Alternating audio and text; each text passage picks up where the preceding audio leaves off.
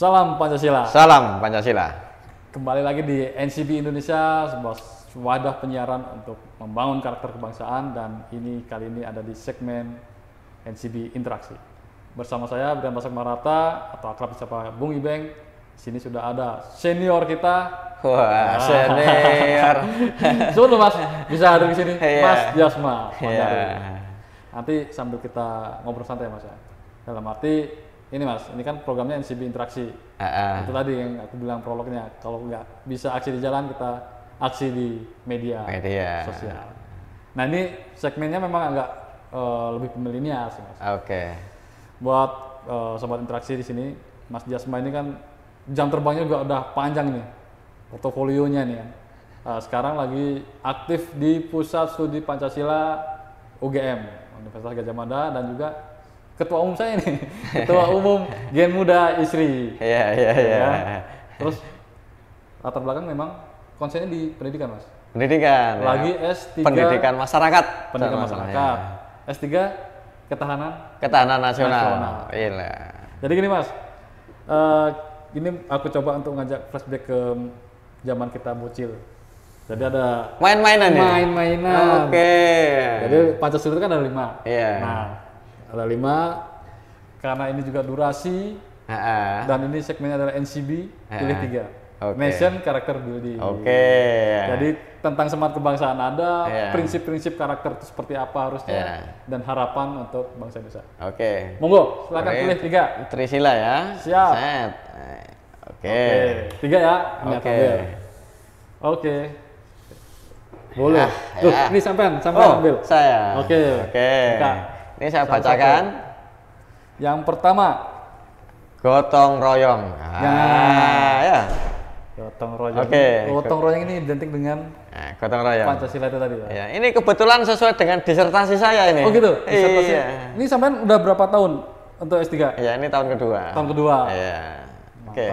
Apa tuh disertasi gotong royong ini? Transformasi gotong royong. Transformasi gotong royong. Iya. Dalam arti implementasi untuk yang di era sekarang itu. Ya apa? Bisa cerita? Ya, kita kan selama ini memaknai gotong royong, yang saya dengar ya, kan saya sering ceramah di masyarakat, ya, dari RT, RW, desa-desa, kecamatan itu. Semuanya banyak orang itu mengatakan bahwa gotong royong itu hilang. Gotong royong hilang. Ya. Oke. Berkali-kali kita mendengar. Oke. Kemudian saya bertanya, apakah benar hilang? Ya kan? Karena ketika mereka memberikan contoh, rata-rata gotong royong itu dimaknai sebagai yaitu tidak ikut kegiatan di masyarakat, kerja bakti, ya.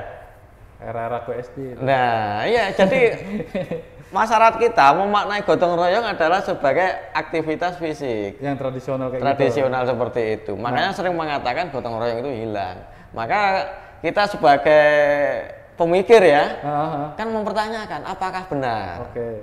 Nah, itu yang sampai maksud di transformasi gotong royong. Nah, jangan-jangan ya, jangan-jangan ini jangan-jangan gotong royong ini jangan hanya dimaknai sebagai kegiatan fisik seperti itu. Bisa saja dia bertransformasi dalam bentuk apa? Hal-hal yang mungkin tidak nampak, tanpa harus kehadiran fisik. Misalkan, makanya saya coba mencari formulasi ini ya, formulasi konsep kebaruan tentang gotong royong. Tapi kalau dari sejarahnya atau asal-usul gotong royong sendiri kan apa yang dimaksud Bung Karno nih kan yang sering ngomong pemerasan atau apa gitu kan? Jadi kenapa saat itu Bung Karno mengusulkan gotong royong sebagai salah satu sebagai menjawab pertanyaan ketua sidang. Oke, jalan tengahnya ya. Pada waktu 1 Juni, ya, Bung Karno menawarkan kalau Anda tidak suka dengan Pancasila, saya peras jadi 3. Silahkan pilih 3. 3 itu apa? Trisila. Ya. Kalau saudara-saudara tidak suka dengan yang istilah Trisila, saya pakai istilahnya adalah gotong royong. Nah, gotong royong ini adalah hal yang asli Indonesia katanya. Otentik. Ya. Kalau bahasa bule itu kan teamwork lah. Ya. Gotong royong itu asli Indonesia. Nah, diksi yang dipakai itu kemudian gotong royong, dan itu kemudian gotong royong menjadi terminologi di dalam menerjemahkan kegiatan kebersamaan itu tadi. Tapi otentik asli Indonesia. Asli Indonesia. Kenapa kok Bung Karno mengatakan alangkah hebatnya negara gotong royong, holobis kuntul baris. Holobis gitu ya. kuntul baris. Oke ya. Iya. Karena dalam konsep kenapa Bung Karno menawarkan gotong royong? Karena yang pertama, para pendiri bangsa itu alergi dengan istilah-istilah asing. Karena watak imperialisme. Ya. Jadi semua istilah-istilah barat ditolak. Termasuk pakai peci sih.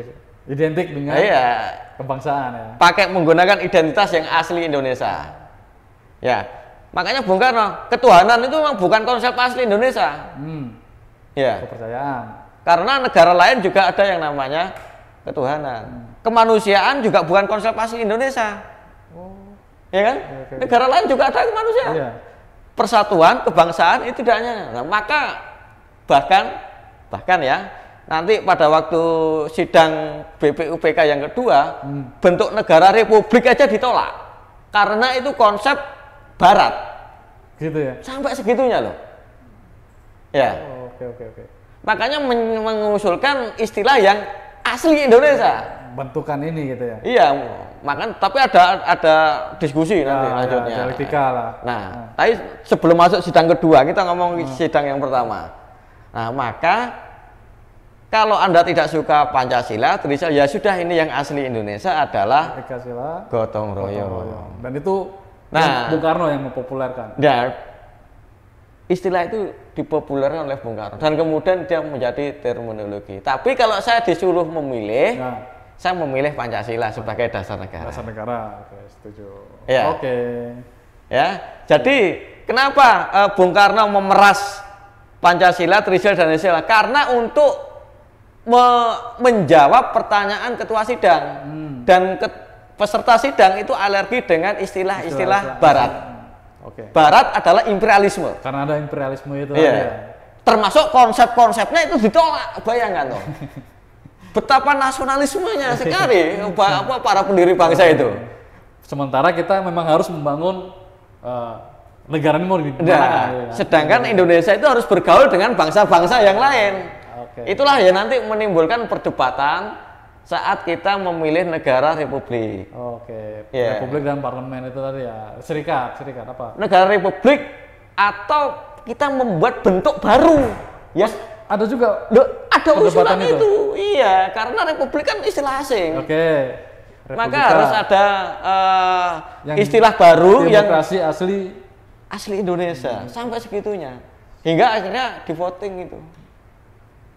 Tapi kalau kita menggunakan asli Indonesia, nanti kedaulatan kita tidak diakui oleh dunia internasional. Di dunia internasional itu adanya negara, itu ada teritorial, republik, itu ada wilayah, ada republik, ya, ada kerajaan. Nah, kita kalau mau minta yang asli yaitu kedatuan. Nah, kedatuan itu nggak ada di dalam konteks global. Maka kita nggak akan diakui ya. Jadi seperti itu, sobat interaksi. Jadi jangan disederhanakan. Bung Karno memeras itu seperti yang diketahui oleh publik di Indonesia kemarin itulah ya. Itu ada konteksnya. Ya, konteksnya adalah mereka itu anti imperialisme, anti konsep-konsep. Semangatnya di situ. Semangatnya di sana. Tapi kalau disuruh memilih Bung Karno antara Pancasila, Trisila, dan Ekasila, Bung Karno pilihlah Pancasila. Pancasila itu ya sebagai dasar negara. Yang dia ilhami di Inde itu ya. Nah, dari situlah kemudian semuanya konsep-konsep Pancasila itu terus di konsep-konsep gotong royong ya tetap hidup sebagai laku kultural. Nah, ini yang kemudian nanti kita disebut dengan Weltanschauung. Ya, pandangan hidup. Ya. Jadi sebelum ada negara Pancasila, ya masyarakat kita itu sudah terbiasa dengan hidup bebrayan, hidup bersama. Kearifan lokalnya itu ya. Iya, kehidupannya, kesehari-hariannya. Nggak mungkin kita mau bertani dikerjakan sendiri. Kan tetap butuh saudara untuk membaca, membabat. Kita buat ada kegiatan di kampung, pasti ada yang bagian berdoa, bagian masak ya. Terima tamu. Semuanya bekerja sama. Kenapa Bung Karno memilih gotong royong? Karena paham yang sebelumnya yang ditawarkan oleh Profesor Supomo itu adalah konsep negara integralistik. Integralistik. Ya, integralistik itu adalah negara antara rakyat dengan penguasa itu manunggal. Artinya apa? Kekuasaan itu ada di posisi elit. Dan ini bahayanya, kalau elit ini dikasih kekuasaan, nanti dia akan kecenderungan lebih fasis, otoriter. Oh ya, ada absolutnya di situ. Iya, karena itu Bung Karno nggak setuju dengan negara yang organisme ini, negara negara kekeluargaan ini, negara integralistik ini. Karena apa? Anak akan selalu salah di hadapannya negara. Tapi dengan adanya negara gotong royong, semua bekerja, semua punya gawe. Berdiri sama tinggi, duduk sama rendah, kurang lebih kayak gitu. Ya, semua mempunyai peran masing-masing. Okay. Nah, intinya di situ. Itulah kenapa konsep gotong royong, ya. Kenapa konsep Pancasila, kenapa Trisila, Ekasila itu ada. Jadi itu ada hal perdebatan intelektual, pemahaman yang itu perlu sobat interaksi ketahui. Oke. Bisa nggak kita lanjut yang kedua, Mas? Iya. Lu, kayak menarik nih emang sama Mas Jasmine. Nggak pernah ada yang membosankan. Apa ya? Geopolitik ya. Geopolitik. Nah, tadi ngomong berlangsung, terus tadi ada proses dinamika sebenarnya apa sih? Bahkan yang dipengin pada saat itu Soekarno pun udah menawarkan di PBB tahun 63 ya kalau nggak salah, 62 apa 63? 60 September 1960. Ya, 5 tahun sebelum. Yeah. Nah, itu kan yang disampaikan di sidang Majelis PBB. Maksudnya apa itu? Nah, jadi saat itu kan kita kan non-blok. Nah, non-blok ditemukan nanti 1-2 tahun kemudian. Oh, ya. Oke. Jadi kita kan melihat saat itu dunia yang terbagi dari 2 kekuatan. Barat Timur atau? Ya, Barat dengan Timur, ya. Timur. Barat dan Timur, ya.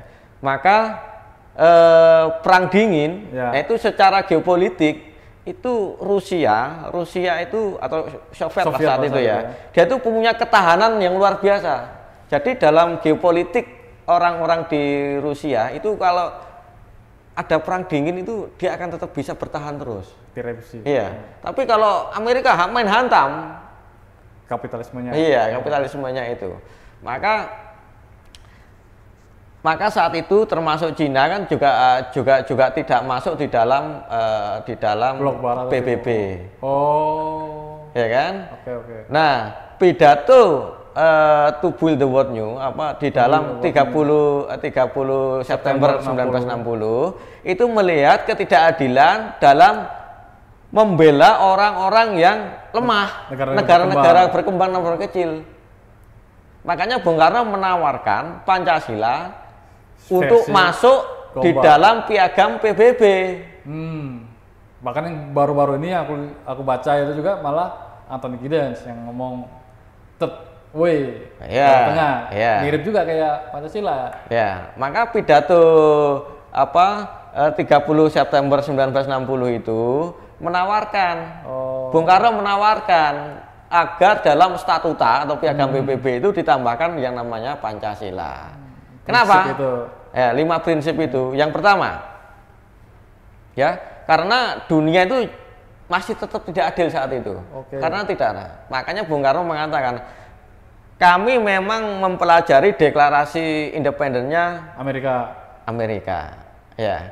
Kami juga mempelajari yang namanya manifesto komunisme.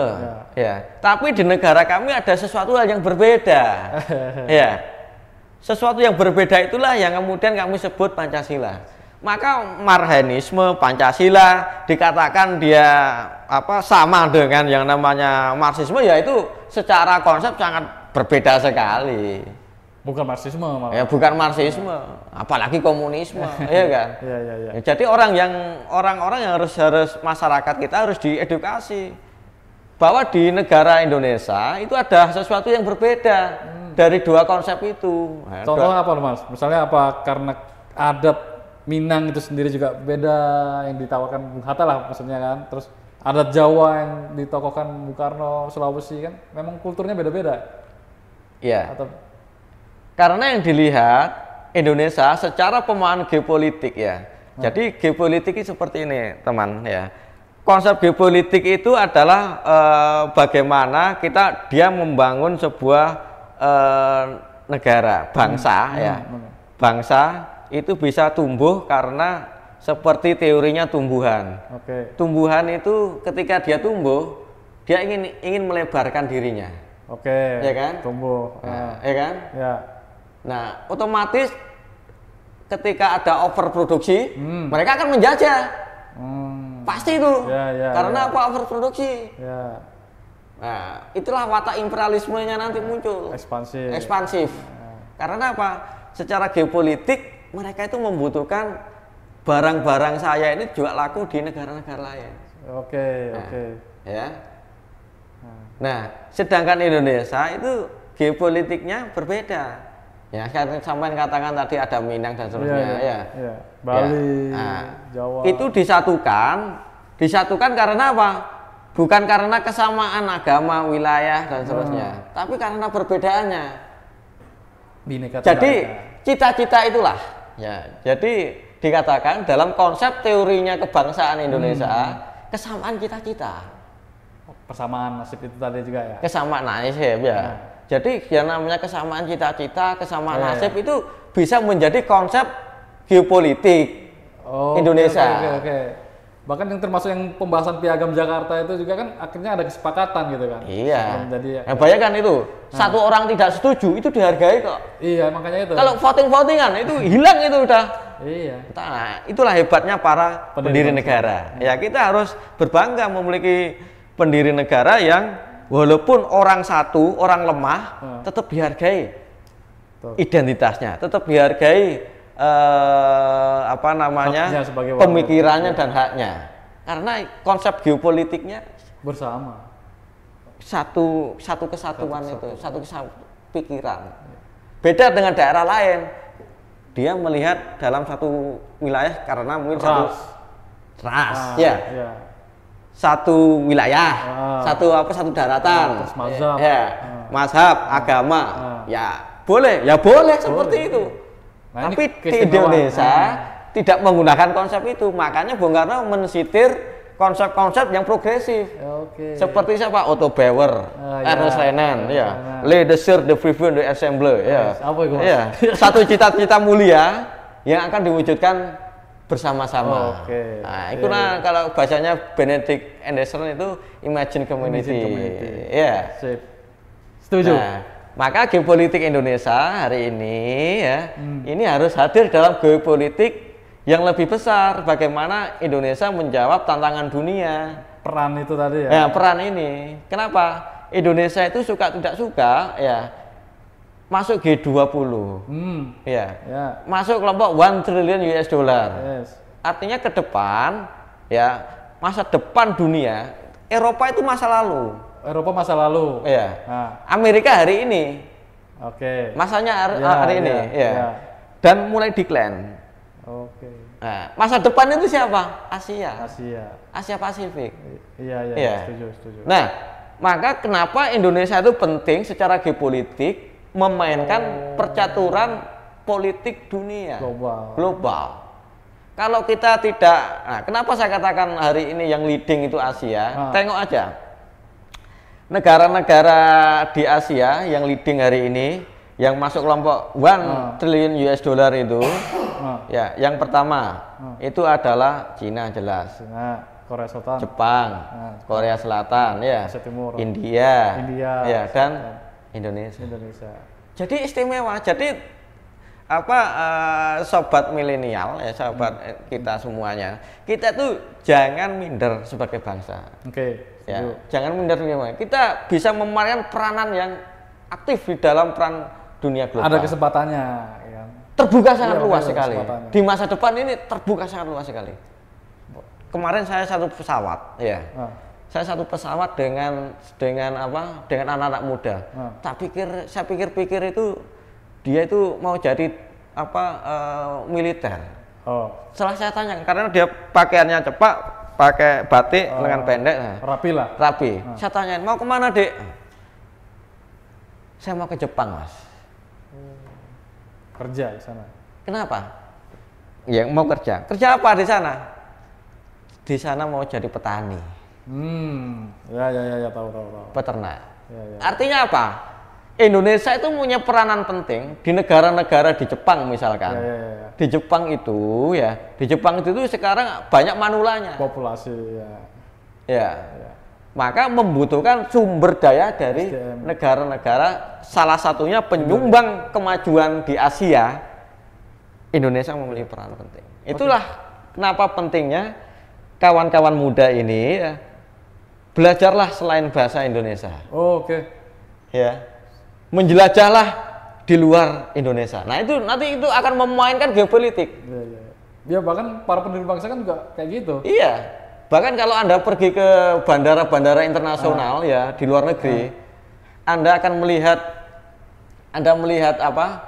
Orang-orang di Singapura, Malaysia itu iri lihat orang Indonesia. Kenapa? Satu, itu ada orang Indonesia keturunan Cina, kok medok bahasa Madura, kok bisa bahasa Indonesia, Jawa. nah, bisa medok bahasa Yojo, bisa medok bahasa Jakartaan, bisa medok bahasa Batak. Ya. Karena apa? Proses kebangsaan, nation state kita bisa berbentuk. Ya. Itulah geopolitik. Bagaimana Indonesia, bahasa Indonesia Soalnya bisa diadaptasi oleh di dalam satu bahasa kebijakan, bahasa keseharian, ya, bahasa pendidikan. Dan ini kekuatan yang luar biasa untuk memainkan dalam peran dunia global. Dan ini tidak bisa ditemukan ketika Anda di Malaysia. Kenapa tuh? Orang-orang Malaysia keturunan Cina nggak bisa bahasa Melayu, nggak mau berintegrasi dengan orang-orang Melayu. India, Malaysia juga. Nah, India, termasuk di Singapura. Tapi di Indonesia enggak. Ya. Apapun etnismu, apapun sukumu, Yes, ya. we all Indonesia. Di mana bumi dipijak, di situlah gitu. Dan itulah yang akan menggerakkan geopolitik Indonesia di masa depan. Dan itu perlu dikelola dan itu harus dipersiapkan. Oke. Next Mas. Terakhir nih, biasanya terakhir nih pamungkas nih. Deneng ya. Gotong royong geopolitiknya. Ini apa lagi ceritanya nih? Itu tadi berarti ya. Pendidikan. Undang-undang pendidikan itu piye Mas? Karena ini ngomong flashback juga ya. Pancasila itu saya ngerti itu ya PPKN. Ya. Terus dulu ada PMP, pendidikan moral. Nah, sekarang ini apa nama bentukannya ini apa gitu? Dan di kurikulum misalnya, kurikulum kan sebetulnya setiap ganti menteri, harusnya kayak gimana Mas? Ya. Berkali-kali saya tuh mendapat laporan dari masyarakat ya, ketika ceramah atau dakwah Pancasila itu. Mas, anak-anak muda hari ini tidak hafal atau tidak mengenal Pancasila. Tidak. Ya. Sering toh? Ya. Di televisi juga ketika ada seseorang di hafal Pancasila, nggak hafal. Nyanyi Garuda Pancasila pun Nggak hafal. saya nggak mau. Ya. Oke. Pertanyaannya, Apa mereka itu menghakimi anak-anak muda, menyalahkan. Ya. Maka saya katakan, jangan salahkan generasi milenial yang tidak hafal Pancasila. Oke. Kenapa? Lah mereka itu nggak diajarkan kok. Iya, di sekolah. Ya. Satu, apa? Yang pertama itu karena undang-undang pendidikan ini. Oh. Undang-undang pendidikan ini ya, sobat interaksi ya. Di dalam Undang-Undang Sistem Pendidikan Nasional nomor 20 tahun 2003 tentang sistem pendidikan nasional. Ya. 3 mata pelajaran wajib. Yang pertama itu adalah bahasa Indonesia. Yang kedua itu adalah pendidikan kewarganegaraan. Yang ketiga itu adalah pendidikan agama. Ya. Pancasilanya di mana? Dicoret. Itu terhitung tahun Sejak tahun 2003. 2003. Ya, sampai hari ini. Makanya apa? Jadi ya jangan disalahkan. Loh, diajarkan aja tidak. menjadi mata pelajaran sendiri aja tidak. Iya, iya, iya. Apa? Dititipkan ke pendidikan kewarganegaraan. Nah, oke. Nah, kalau dititipkan berarti selama 1 semester, Ah, taruhlah 14 kali pertemuan, dia mungkin hanya diajarkan hanya 1 atau 2 kali pertemuan. iya, iya. Selebihnya ngomong tentang apa itu pemilu, Iya, iya. apa itu demokrasi, apa itu HAM. Oke. Lebih mengarah langsung ke situ. Iya. Maka jangan disalahkan anak-anak kita ini. Nah. Makanya saya selalu membela Bung Iben. Iya. Ya, jangan salahkan generasi muda yang tidak hafal Pancasila. Lah wong mereka itu hanya dikasih pelajaran Pancasila titipan kok. Ya tergantung dosennya atau gurunya. Mau nggak dititipi? Iya toh? Oh, iya. Iya, iya, iya. Kesadaran untuk mau menjelaskan itu tadi ya. Iya. Ah, Ya, apalagi hanya diajarkan 2 kali dalam 1 semester.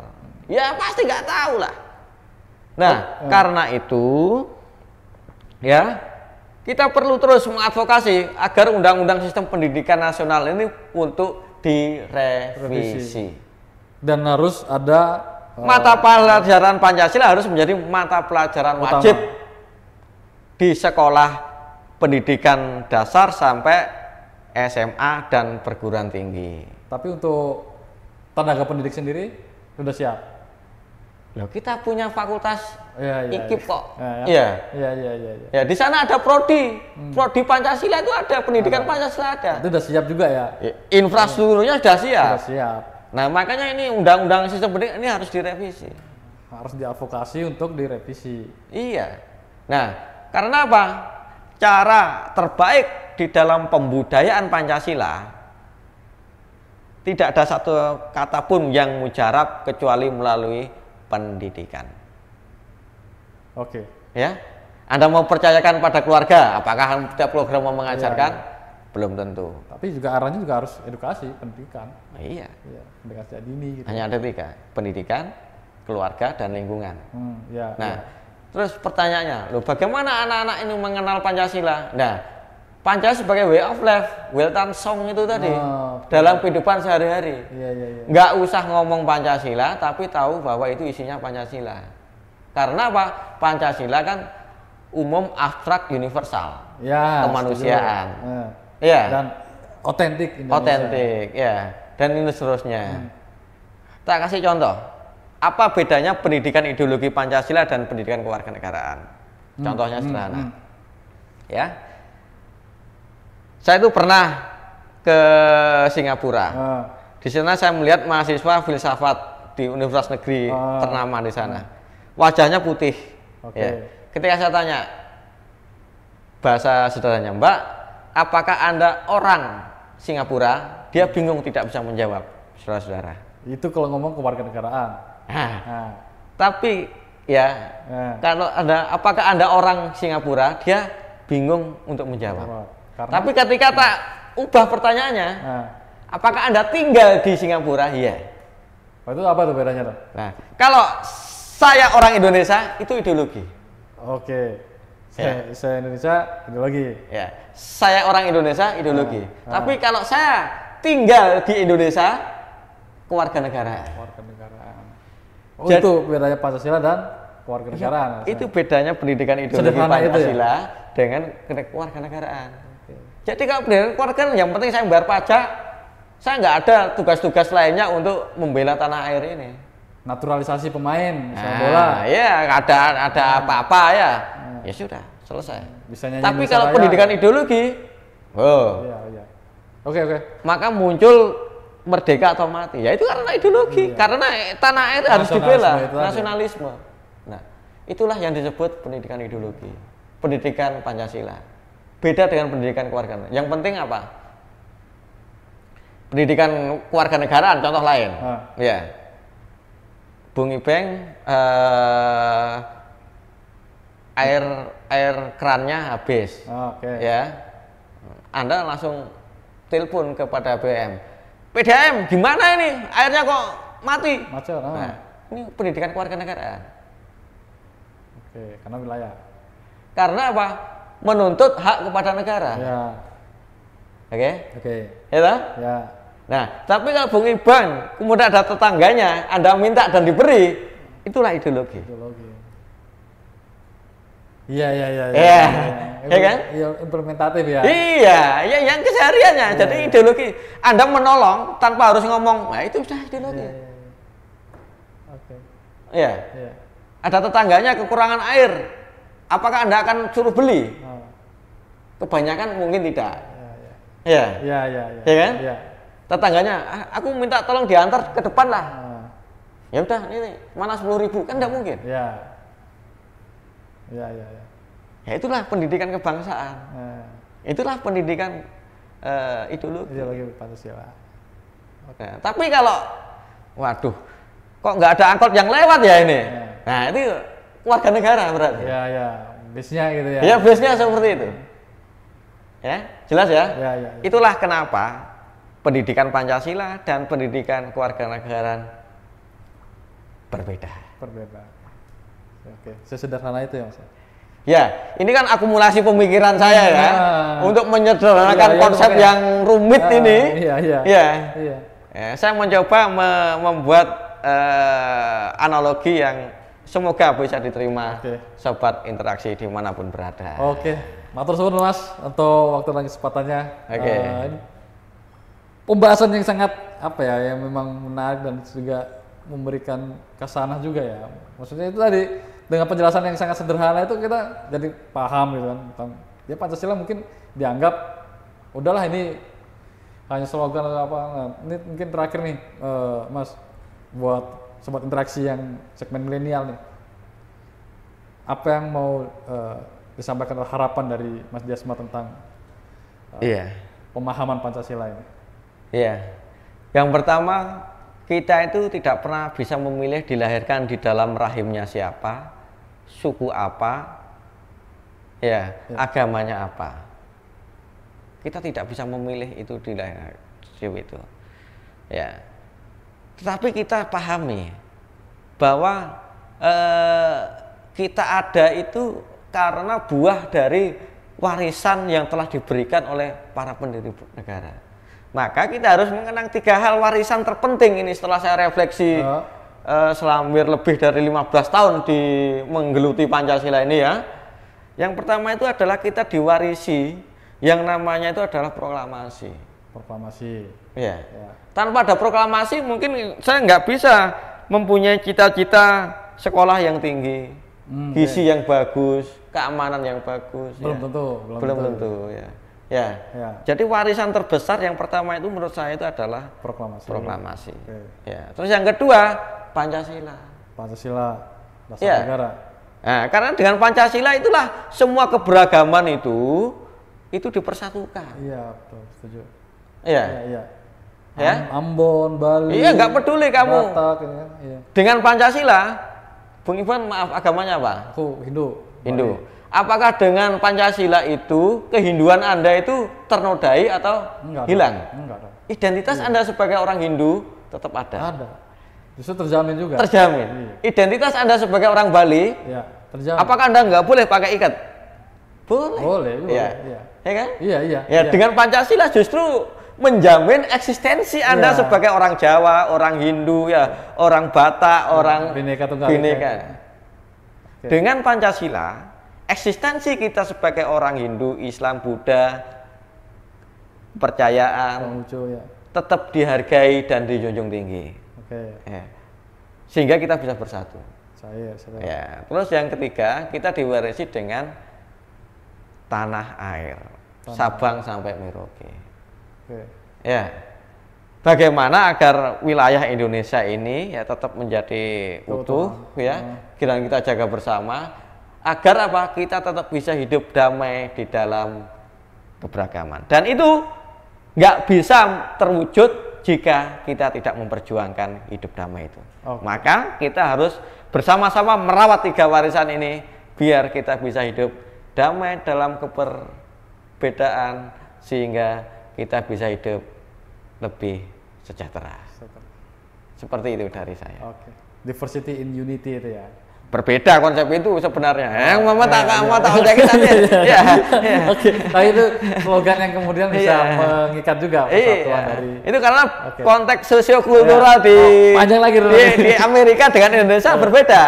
Ya, di Indonesia itu endemik. Filosofi dari itu tadi. Iya. Sedangkan di Amerika itu para pendatang. Iya. Orang aslinya adalah orang India. Iya. Tapi karena di Indonesia orang aslinya ya orang Batak, orang Jawa, Aceh itu. orang Aceh. Itu endemik. Oke. Iya. Makanya Bhinneka Tunggal Ika nggak bisa disimplifikasi unity in diversity. Bhinneka Tunggal Ika itu. Iya. Amerika enggak. Orang aslinya adalah orang imigran itu tadi. Nah, orang imigran yang ada di. Iya. Oke. Ya, itu nanti pembahasan lebih lanjut lagi. Oke, menarik. Semua Mas, nanti kapan-kapan kita lanjut lagi ya. Iya. Di episode mendatang dan sehat selalu. Iya. Ini suatu kebanggaan juga, kehormatan bisa mampir ke NCB. Oke. Iya. Akhir kata kita tutup dengan salam Pancasila. Salam Pancasila.